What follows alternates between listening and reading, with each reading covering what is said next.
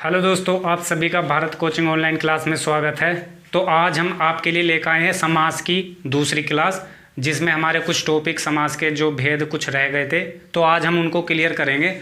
तो उससे पहले मैंने जितने भी इससे पहले वीडियो में जितने भी समास कराए थे आपको, अव्ययभाव समास, तत्पुरुष समास और क्रमधारय समास, तो वे एग्जाम्पल उनके देख लेते हैं किस तरीके से एग्ज़ाम में छांटने के लिए कैसे छांटते हैं। तो चलिए, अब ये कुछ आपको शब्द दिए हुए हैं, इनमें से हमें आपको बताना है कि कौन से शब्द में कौन सा समास है। तो चलिए बात करते हैं। सबसे पहले नंबर 1, यथाशक्ति। यथाशक्ति में कौन सा समास होगा? अब मैंने 3 समास बताए थे आपको, अव्ययभाव, तत्पुरुष और कर्मधारय। तो इन तीनों समासों से ही रिलेटेड मैंने कुछ शब्द लिखे हैं। ये आपको, इससे आपको अच्छी प्रैक्टिस हो जाएगी और आपको आसानी होगी छांटने में। ठीक है, तो बात करते हैं यथाशक्ति में कौन सा समास होगा। तो यथाशक्ति में यथा का मतलब होता है के अनुसार। ठीक है, तो इसमें हमारा कौन सा समास होगा? अव्ययभाव समास। अव्ययभाव समास होगा इसमें। ठीक है, अव्ययभाव समास कैसे होगा? अगर हम यथाशक्ति का हम विग्रह करेंगे तो शक्ति के अनुसार।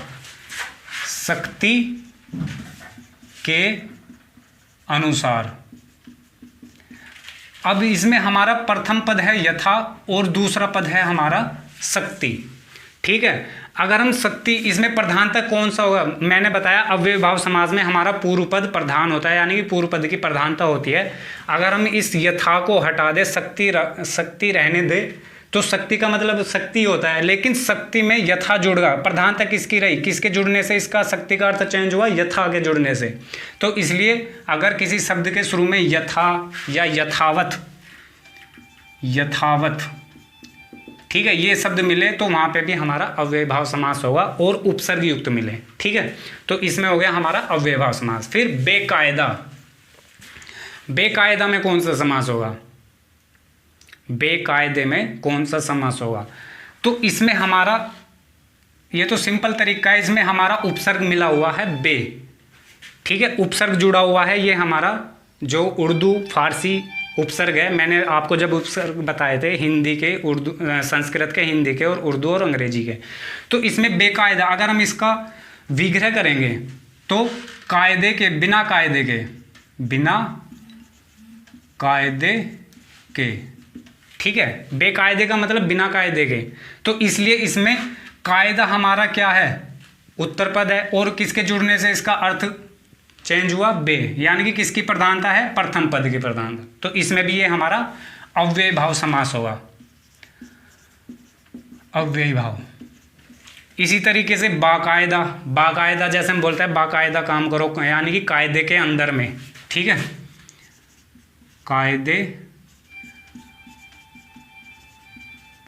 कायदे के अंदर। ठीक है, बाकायदा। तो इसमें भी हमारा अव्ययभाव समास होगा, अव्ययभाव। फिर इसी तरीके से हमारा यथाशक्ति आ गया। जहाँ पे भी हमें यथा मिल जाए शब्द, किसी भी शब्द के साथ यथा पूर्व में यथा शब्द जुड़ा हुआ मिले, तो वहाँ पर हमारा अव्ययभाव समास ही होगा, अव्ययभाव समास। ठीक है, इसी तरीके से प्रतिकूल में सिंपल है, हमारा उपसर्ग जुड़ा हुआ है प्रति। ठीक है, तो ये भी हमारा अव्ययभाव समास होगा। अनुचर में हमारा उपसर्ग जुड़ा हुआ है अनु, तो ये भी हमारा अव्ययभाव समास होगा।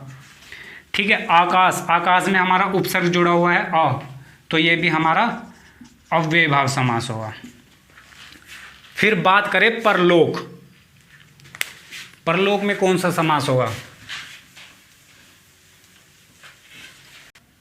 तो परलोक में हमारा कौन सा समास होगा? यानी कि लोक से है जो परे, यानी कि इसमें हमारा लोक से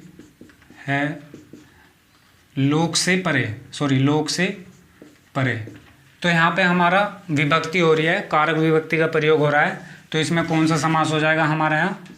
तत्पुरुष समास।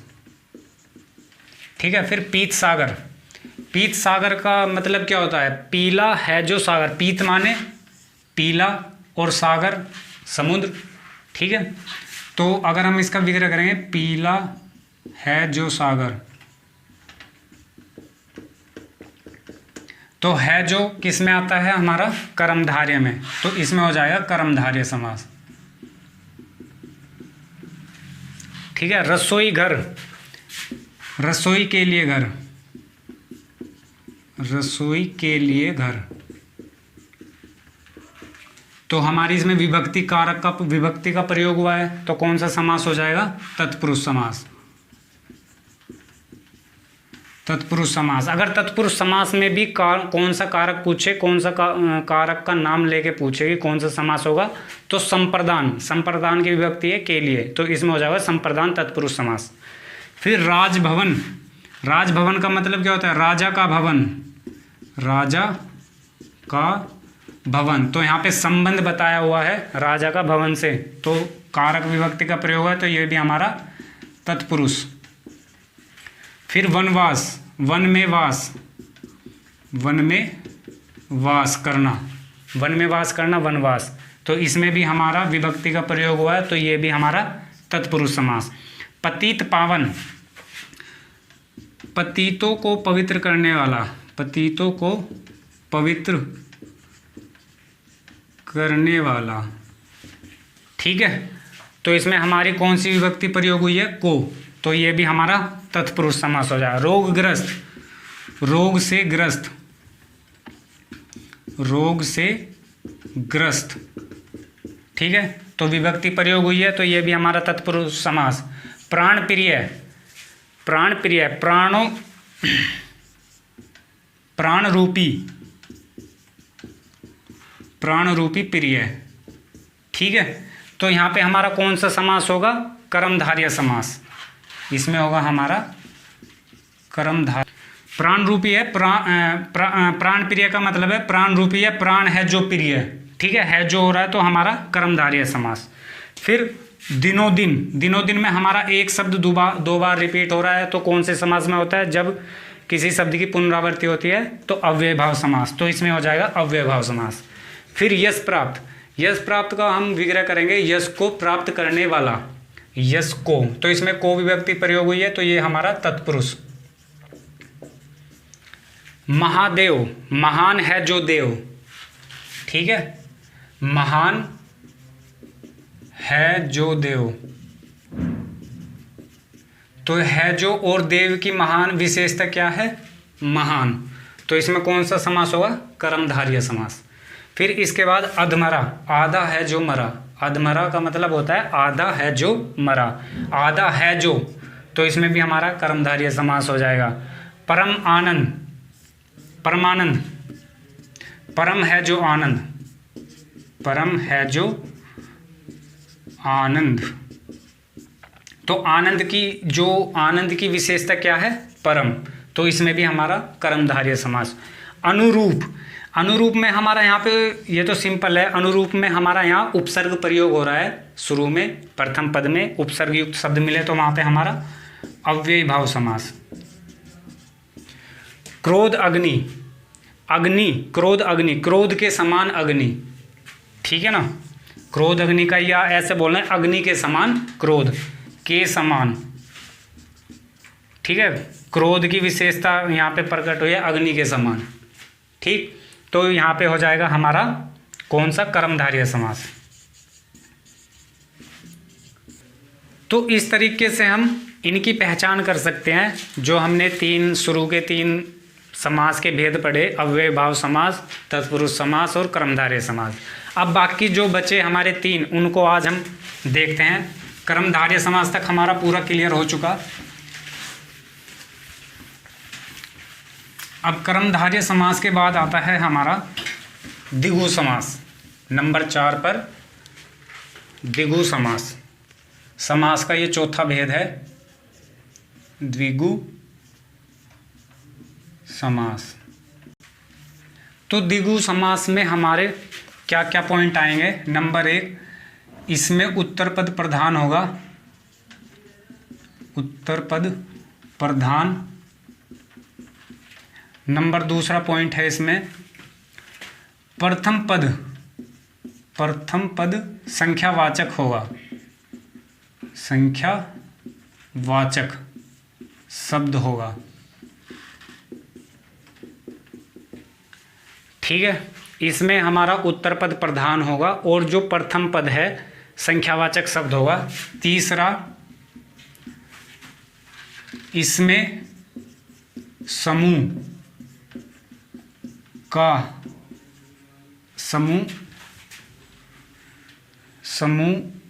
बोध होगा।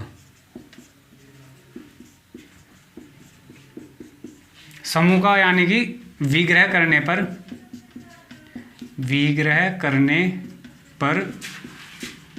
समूह का समाहार।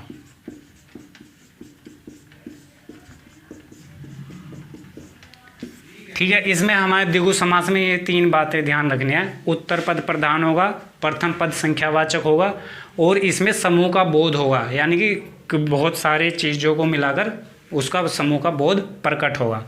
एग्जाम्पल देखते हैं, जैसे चौराहा, नवरत्न,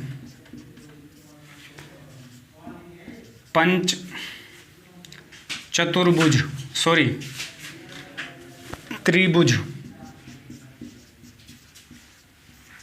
सप्ताह, शताब्दी।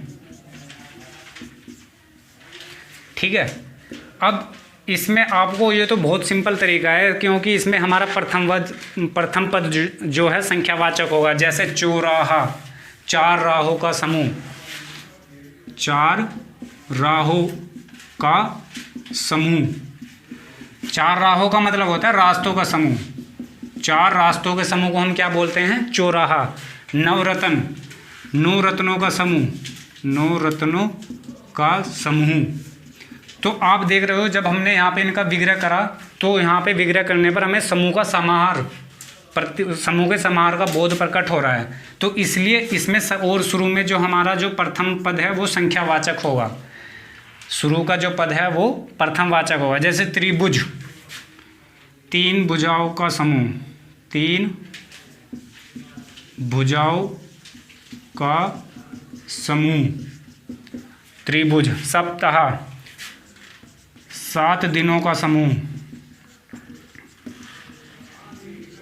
सात दिनों का समूह। शताब्दी, 100 सालों का समूह, 100 सालों का समूह। ये जो हमारे शुरू के शब्दों में इन सभी में संख्यावाचक शब्द है। ठीक है, और ये जो एक समूह के बोध को प्रकट कर रहे हैं। जैसे पखवाड़ा बोलते हैं हम, पखवाड़ा। आपसे पूछेगा पखवाड़ा में कौन सा समास है। अब पखवाड़े में तो यहाँ पे कोई भी संख्यावाचक शब्द नहीं है, तो पखवाड़ा हम किसे कहते हैं? 15 दिनों के समूह को बोलते हैं। 15 दिनों का समूह, 15 दिनों का समूह, 15 दिनों का समूह, 15 दिनों का समूह। ठीक है, तो जब हम विग्रह करेंगे तो हमें संख्यावाचक और समूह का बोध प्रकट होगा, जबकि यहाँ पे हमें संख्यावाचक शब्द नहीं दिया हुआ है। तो ऐसे वर्डों को इन शब्दों का हमें पता होना चाहिए। पखवाड़ा किसे कहते हैं, शताब्दी किसे कहते हैं, ठीक है, सप्ताह। ठीक है, तो 15 दिनों का समूह को बोलते हैं हम पखवाड़ा। जैसे अठन्नी, अठन्नी क्या होता है? 8 आनों का समूह। ठीक है, अठन्नी हुआ। चवन्नी, तो ये सब कैसे आएंगे? हमारे कौन से समास के अंतर्गत आएंगे? द्विगु समास, क्योंकि अठन्नी, चवन्नी 4 आनों का समूह, 8 आनों का समूह। या अगर हम बोले 24, ठीक है, 24, 61, 13, 14, 2, ठीक है, दोपहर बोले हम, दोपहर, तो संख्यावाचक शब्द है, यानी कि 2 पहरों का समूह को हम बोलते हैं दोपहर। तो इस तरीके से द्विगु समास में इतनी ज़्यादा कोई बड़ी दिक्कत नहीं है, क्योंकि इसमें सिंपल तरीका है। हमें शुरू में संख्यावाचक शब्द युक्त शब्द मिलेंगे, तो द्विगु समास के हम इस तरीके से पहचान कर सकते हैं। फिर इसके बाद है हमारा द्वंद्व समास। फिर हमारा नंबर 5 है द्वंद्व समास। द्वंद्व समास, इसमें कुछ पॉइंट है द्वंद्व समास के, तो इसमें देख लेते हैं कि इसकी विशेषता क्या है, इसकी पहचान के नियम क्या है द्वंद्व समास के। तो सबसे पहले इसमें हमारे दोनों पद प्रधान होंगे। तो सबसे पहला पॉइंट होगा इसमें दोनों पद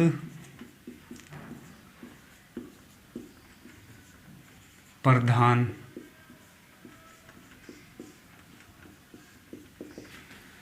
हमारे जो द्वंद्व समास में दोनों पद प्रधान होंगे। नंबर दूसरा पॉइंट, दोनों पदों के बीच योजक चिन्ह। योजक चिन्ह ये वाला चिन्ह, ठीक है, योजक चिन्ह का प्रयोग होगा।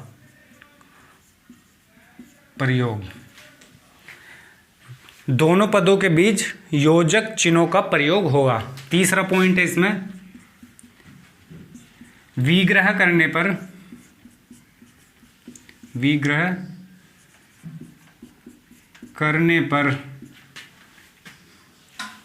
और या एवं योजक अवयवों का प्रयोग होगा। योजक अव्यय का प्रयोग। इसमें हमारे द्वंद्व समास में 3 चीजें चलेंगी। नंबर 1 है, इसमें दोनों पद प्रधान होंगे। दोनों पद प्रधान होने का मतलब है कि हमारे दोनों पद बराबरी के होंगे, ठीक है, दोनों की प्रधानता होगी। फिर इसके बाद दूसरा पॉइंट है, दोनों पदों के बीच, मान लिया हमारे ये 2 पद है, पूर्व पद और उत्तर पद, तो दोनों पदों के बीच हमारा योजक चिन्ह आएगा, ठीक है ना। या ऐसे जैसे हमारे ये 2 शब्द हैं, इन दोनों शब्दों या पदों के बीच में हमारा योजक चिन्ह का प्रयोग होगा। फिर तीसरा, जब हम इनका विग्रह करेंगे, इन शब्दों का विग्रह करेंगे, तो विग्रह करने पर योजक चिन्ह के स्थान पर योजक अव्यय प्रयोग होंगे। योजक अव्यय जैसे कि एक दूसरे को जोड़ने वाले और, या, एवं, इनका प्रयोग, योजक अवयवों का प्रयोग इनके बीच में होगा जब हम विग्रह करेंगे। एग्जाम्पल से देखते हैं, जैसे कि माता पिता, भाई बहन, राजा रानी,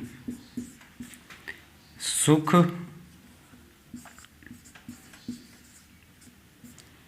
और दुख, लाभ हानि, भला बुरा, ठीक है ना। तो अब ये हमारे दोनों पदों के बीच जो हमारे योजक चिन्हों का प्रयोग हो रहा है सभी में, और दोनों की प्रधानता है, इसमें कोई भी पद छोटा या बड़ा नहीं होगा, किसी की भी प्रधानता, एक की प्रधानता नहीं होगी, दोनों पदों की प्रधानता होगी। यानी कि कहने का मतलब है दोनों पद टक्कर के होंगे, ठीक है, दोनों पद टक्कर के होंगे या दोनों पद प्रधान होंगे। जैसे माता और पिता, बिल्कुल बैलेंस बराबर, बैलेंस जो है हमारा यहाँ पे बराबर रहेगा। भाई और बहन बिल्कुल इक्वल, समान, दोनों पदों की समानता रहेगी इसमें, ठीक है। राजा रानी, सुख दुख, लाभ हानि, भला बुरा, मोटा ताजा, ठीक है, और यश अपयश, बहुत सारे वर्ड हैं ऐसे। तो तीसरा पॉइंट है, फिर इसमें जब हम इनका विग्रह करेंगे तो इस योजक चिन्ह के स्थान पर हमारे योजक अवयवों का प्रयोग होगा, और, या, एवं। विग्रह का मतलब बताया मैंने, तोड़ेंगे जब इनको, तो इन अवयवों का प्रयोग होगा हमारा। जैसे माता और पिता, तो बीच में और आ गया, योजक अव्यय, इन दोनों को जोड़ने का काम किसने करा? और ने। भाई बहन, भाई और बहन, यहाँ पे भी और आ गया। राजा रानी, राजा और रानी। सुख दुख, सुख और दुख, ठीक है। लाभ हानि, लाभ या हानि, ठीक है ना, लाभ या हानि। तो यहाँ पे भी हमारा इन योजक चिन्हों का प्रयोग हो रहा है। तो आपको ऐसे ना देके योजक चिन्ह, आपको इस फॉर्म में क्वेश्चन ना देके आपको ऐसे दे देगा, भला या बुरा, बुरा में कौन सा समास है, ठीक है। अब यहाँ पे हमारा ये योजक चिन्ह गायब है, योजक चिन्ह की जगह योजक शब्द का प्रयोग हुआ है। तो जब योजक शब्द का बीच में हमारा प्रयोग हो तो वहाँ पे भी हमारा द्वंद्व समास होगा। ठीक है, जैसे भला या बुरा। इसी तरीके से जैसे राजा और रंक। ठीक है, और इसमें एक चौथा पॉइंट, और इसमें जो हमारे शब्द हैं एक दूसरे के विलोम भी होंगे, एक दूसरे के विलोम। अब ये हमारे सभी विलोम ही तो हैं, माता पिता भाई बहन राजा रानी सुख दुख लाभ हानि भला बुरा भला या बुरा। तो ये सभी हमारे विलोम शब्दों के भी प्रयोग हुआ है। और इसमें एक बात और, जो पांचवा पॉइंट है, पांचवा पॉइंट क्या, जो एग्ज़ाम में कई बार इस तरीके से ना दे के आपको दे देगा, एक शब्द दे देगा कि निम्न में से कौन सा समास है, निम्न शब्द में कौन सा समास है। जैसे निस्दिन, निस्दिन। अब यहाँ पे हमारा ना तो योजक अवयवों का प्रयोग हुआ है, ना हमारा योजक चिन्ह का प्रयोग हुआ है, तो हम पता कैसे करेंगे इसमें कौन सा समास है। तो यहाँ पे इनका हमें अर्थ समझना होगा। निस्दिन, निस्दिन का मतलब होता है, अगर हम निस्दिन के टुकड़े करें, निसा जमा दिन। ठीक है, निस्दिन, निस्दिन का मतलब होता है रात और दिन। निसा का मतलब रात, निस और दिन का मतलब दिन तो है। तो यहाँ पे हमारा रात और दिन। तो अब हमें इसका, जब हमें इसका मतलब पता होगा तो हम आसानी से बता सकते हैं कि कौन सा समास है। तो आपको कई बार इस तरीके से भी क्वेश्चन देगा, तो हमें इनका अर्थ भी पता होना चाहिए। ठीक है, तो ये द्वंद्व समास की पहचान थी। अब नंबर 6 पे है हमारा बहुव्रीहि समास। समास टॉपिक का सबसे लास्ट भेद, अंतिम भेद, बहुव्रीहि समास।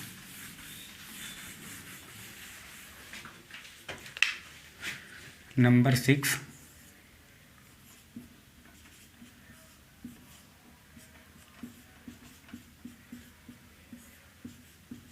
बहुव्रीहि समास।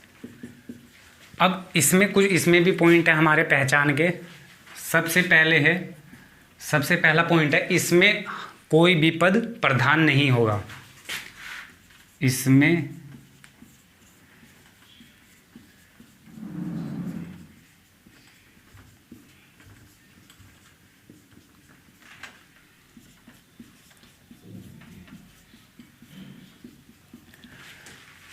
हमारे जो द्वंद्व समास में उसमें हमारे दोनों पद प्रधान थे, और छठे बहुव्रीहि समास में इसमें हमारा कोई भी पद प्रधान नहीं होगा। फिर दूसरा पॉइंट है, इसमें दोनों पद मिलकर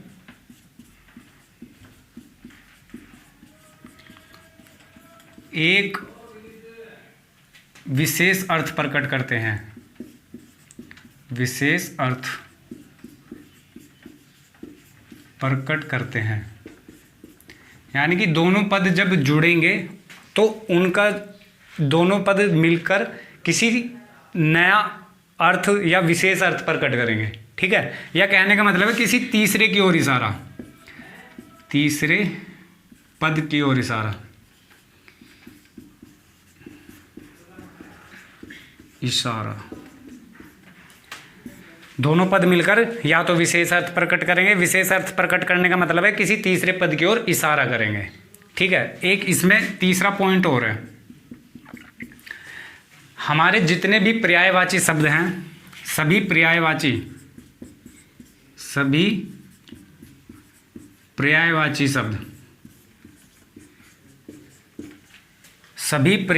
शब्द बहुव्रीहि समास के उदाहरण होंगे। बहुव्रीहि समास के उदाहरण होंगे। आइए देखते हैं अब कैसे। जैसे कि एग्जाम्पल, दशानन, चक्रधर, गजानन, जलज, पंकज, नीलकंठ। और एग्जाम्पल देख लो, नीलकंठ। ठीक है, इस तरीके से ये हमारे कुछ एग्जाम्पल है। अब दशानन है, ठीक है, तो दशानन हमारा एक दो पदों से मिलकर बना हुआ है दशानन, और जब हम इसका विग्रह करेंगे तो यह शब्द जो है एक किसी तीसरे पद की ओर इशारा करेगा, एक नया अर्थ प्रकट करेगा। जैसे दशानन, 10 आनन है जिसके, ठीक है ना, जब हम इसका विग्रह करेंगे 10 आनन है जिसके, आनन का मतलब होता है सिर, ठीक है, 10 सिर हैं जिसके, तो किसकी ओर इशारा करता है? जब हम ऐसे विग्रह करेंगे 10 सिर हैं जिसके, तो किसी तीसरे की ओर इशारा जाएगा। किसे कहते हैं? रावण। रावण को हम दशानन के नाम से भी जानते हैं, ठीक है। तो जब किसी तीसरा अर्थ किसी तीसरे पद की ओर इशारा करे या विशेष अर्थ प्रकट करे तो वहाँ पे हमारा बहुव्रीहि समास होगा, और इसमें कोई भी पद हमारा प्रधान नहीं होता। सबसे बड़ी इंपॉर्टेंट बात है कि इसमें कोई भी पद प्रधान नहीं होता। क्वेश्चन कैसे बनेगा कि किस समास में कोई भी पद प्रधान नहीं होता, या किस समास में दो पद प्रधान होते हैं, दोनों पद प्रधान होते हैं। तो हमारा कोई भी पद प्रधान नहीं होता बहुव्रीहि समास में, और दोनों पद प्रधान होते हैं हमारा द्वंद्व समास में। इसके बाद चक्रधर, जब विग्रह करेंगे चक्र को धारण करने वाला, चक्र को धारण करने वाला, अर्थार्थ कौन है? चक्र को धारण करने वाला चक्रधर किसे बोलते हैं? विष्णु जी को। तो किसी तीसरे की ओर इशारा गया, विष्णु जी, विष्णु जी, ठीक है। तो जहाँ पे भी किसी तीसरे विशेष अर्थ को प्रकट करेगा वहाँ पे हमारा बहुव्रीहि समास होगा। गजानन, गजानन हम किसको बोलते हैं? गणेश जी को। गजानन का मतलब क्या है? गज माने हाथी, आनन माने सिर, हाथी के समान सिर है जिसका, अर्थात गणेश जी। जलज, मैंने बताया सभी पर्यायवाची शब्द बहुव्रीहि समास के उदाहरण होंगे। जितने भी हमारे पर्यायवाची शब्द हैं वे सभी बहुव्रीहि समास के उदाहरण होंगे। जलज, जलज किसे बोलते हैं? जलज किसका पर्यायवाची है? हमारा कमल का। जलज का मतलब है जल में जन्मा हुआ, ठीक है, जो जल में जिसका जल में जन्म होता है। तो जल में जन्मा हुआ किसे बोलते हैं हम? कमल को। पंकज, पंक माने कीचड़ और जय माने जन्मा। अगर हम पंक जमा ज, पंक माने कीचड़, कीचड़ में जन्म लेने वाला, जय माने जन्म, तो कीचड़ में जन्म लेने वाला उसको भी हम कमल को ही बोलते हैं। कमल के ही पर्यायवाची हैं जलज। जैसे तुम्हारा अंबु, अग्नि, ये सभी पर्यायवाची शब्द है जितने भी, वे सभी हमारे बहुव्रीहि समास के उदाहरण होंगे। जैसे नीलकंठ, नीला है कंठ जिसका, नीला है कंठ जिसका, अर्थात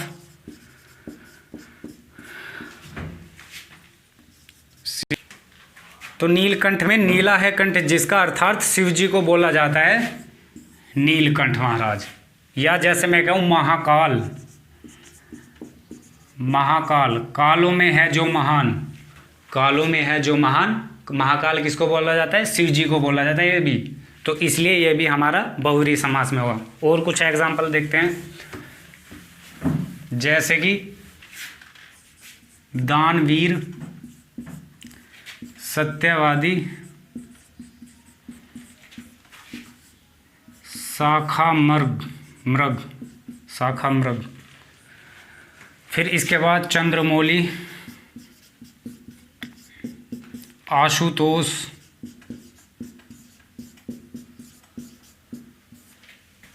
ठीक है, आशुतोष हो गया। गंगाधर, गंगाधर, निशाचर, निशाचर, ठीक है। वो बहुत सारे एग्जाम्पल है।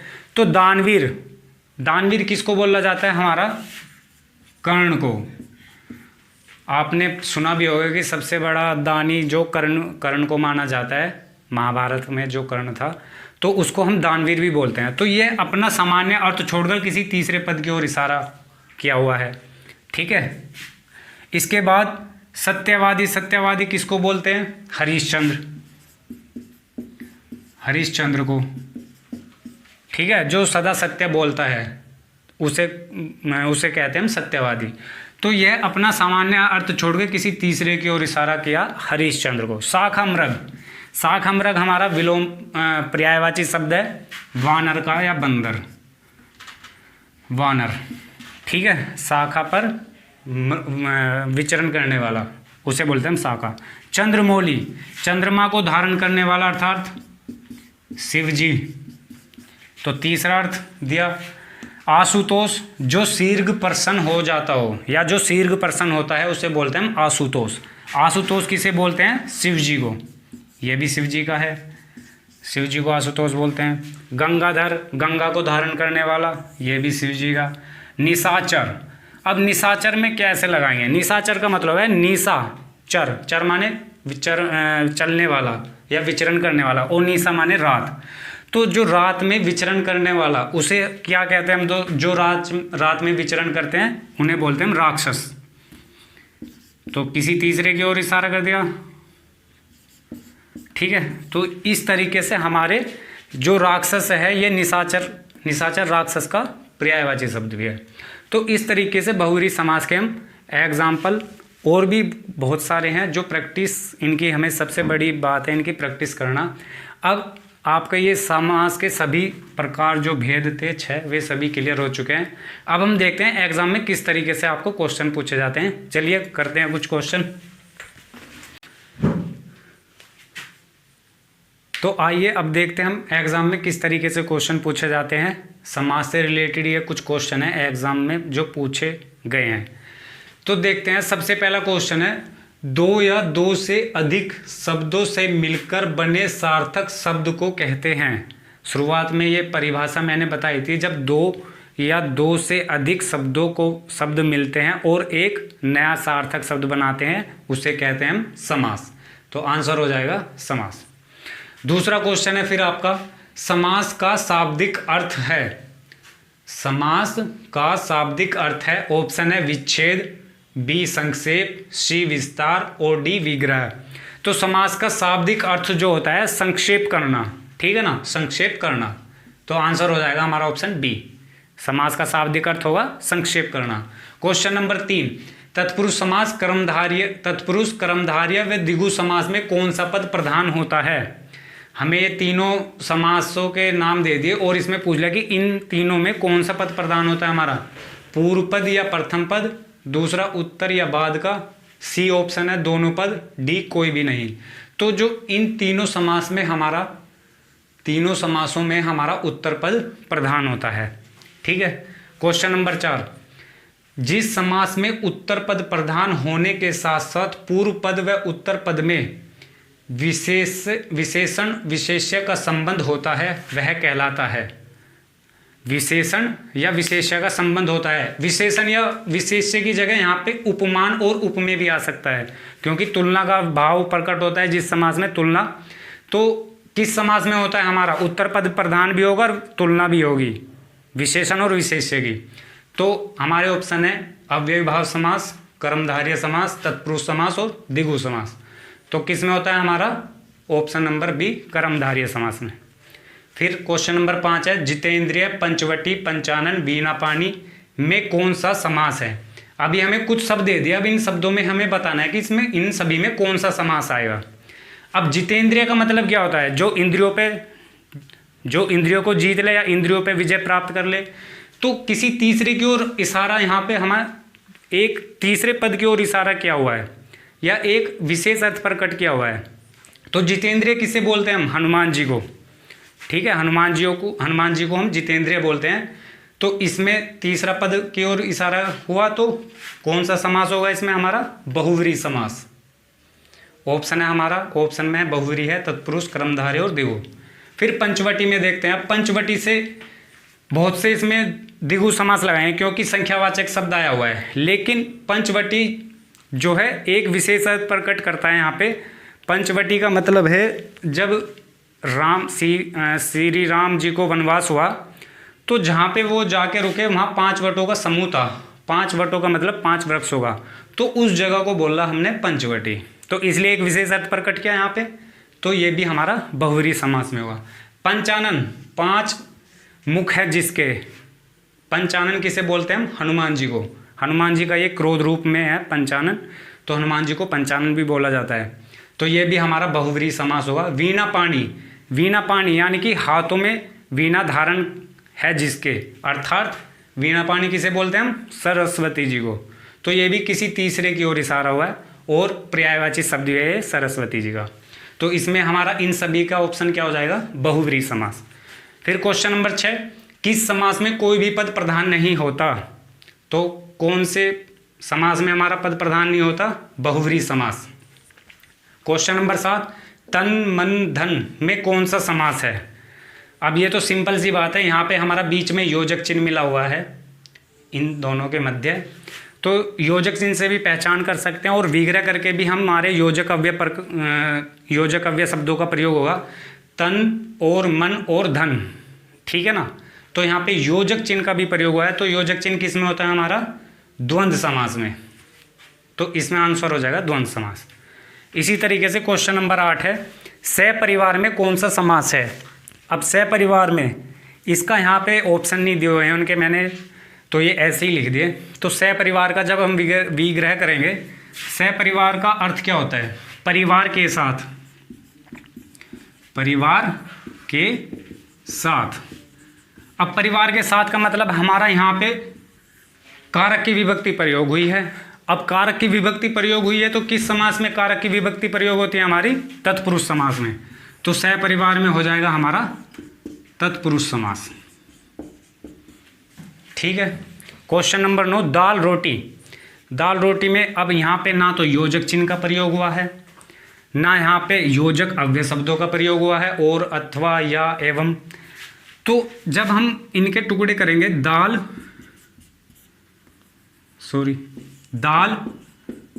रोटी, तो इनके बीच में अव्यय हमारा योजक चिन्ह होगा, क्योंकि ये दोनों जो है दोनों पदों की प्रधानता है। दोनों पदों की प्रधानता कैसे है कि दाल और रोटी बिल्कुल जो दोनों पद बराबरी के हैं, समानता के हैं। और जब हम विग्रह करेंगे दाल और रोटी, योजक शब्द का भी प्रयोग होगा हमारा। तो दाल रोटी, आपको जरूरी नहीं है कि योजक चिन्ह ही मिले बीच में या योजक अव्यय शब्द मिले, तो इसमें हमारा हो जाएगा द्वंद्व समास,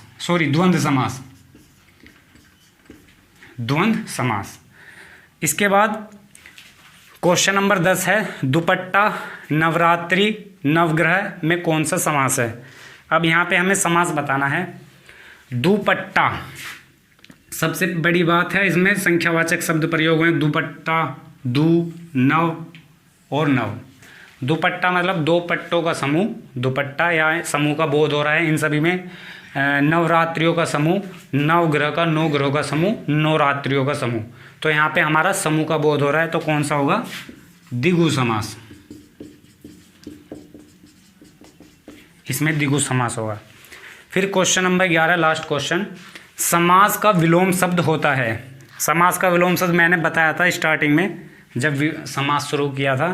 तो समास का विलोम शब्द होता है, ऑप्शन है तुम्हारा विग्रह, बी विच्छेद, सी व्यास और डी संधि।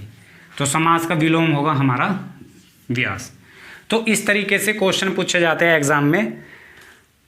और इनमें कुछ क्वेश्चन ऐसे भी हैं जो पेपर में आए हुए हैं। तो समास जो है एक बहुत ही आसान टॉपिक है और बहुत ही सिंपल तरीके से हम इसको कर सकते हैं।